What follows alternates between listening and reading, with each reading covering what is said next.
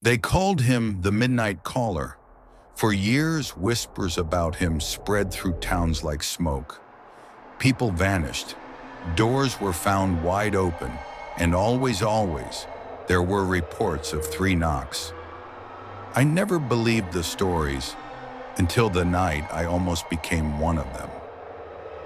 It was October, rain hammering against the windshield as I drove down a lonely highway. The road stretched endlessly through the woods, and my gas gauge blinked red.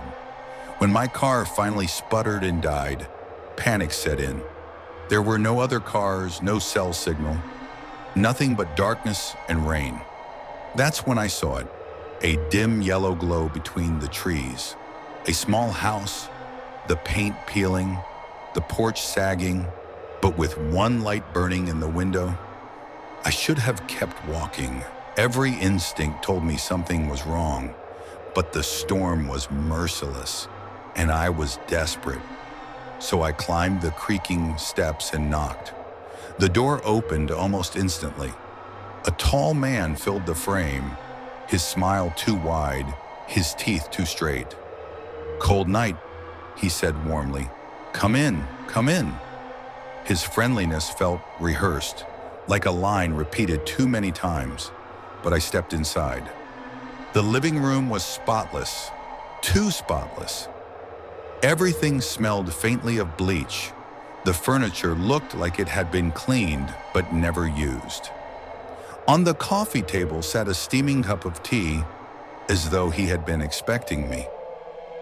"You're lucky you found my place," he said, closing the door behind me. "Strangers don't usually come by at this hour." His eyes unsettled me. They were pale and unblinking, fixed on me with predatory stillness. I tried to make polite conversation, but my words stumbled. I just wanted to leave, and then I noticed the photographs. An entire wall covered in them, dozens of frames, each holding a portrait of a smiling face. Men, women, children, all strangers, and every single photo had the eyes scratched out with something sharp. My blood turned cold. I should get going," I muttered, standing. That's when I heard the lock click behind me. He had turned the key in the door. "You really shouldn't have come here," he said softly. His voice had changed. No warmth, no pretense. Just emptiness. From his pocket, he drew a long, thin knife. The blade glinted in the lamplight. His smile widened again. "Do you know why they call me the Midnight Caller?" he whispered. "Because before I take someone, I always knock 3 times." Terror shot through me. I bolted toward the hallway, my shoes slipping in the polished floor. Behind me, his footsteps were slow, measured. He wasn't chasing. He knew I was trapped. Door after door lined the hallway. I yanked one open, nothing but darkness. Another, an empty bathroom. Then another, and I froze. The walls were lined with jars, glass jars filled with things floating in murky liquid.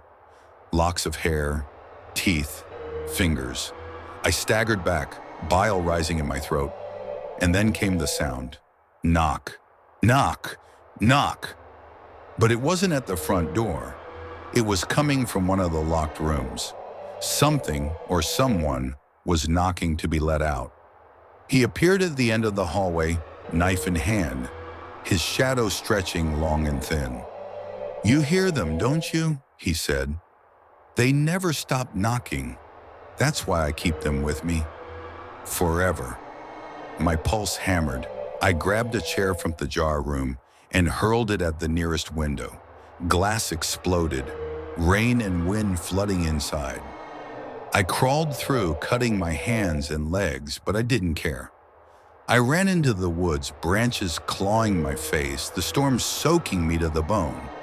Behind me, through the thunder and rain, I heard his voice. "Run while you can. One night, you'll hear me knock." The police didn't believe me. When they searched the house, it was empty. No photos, No jars, no sign anyone had ever lived there.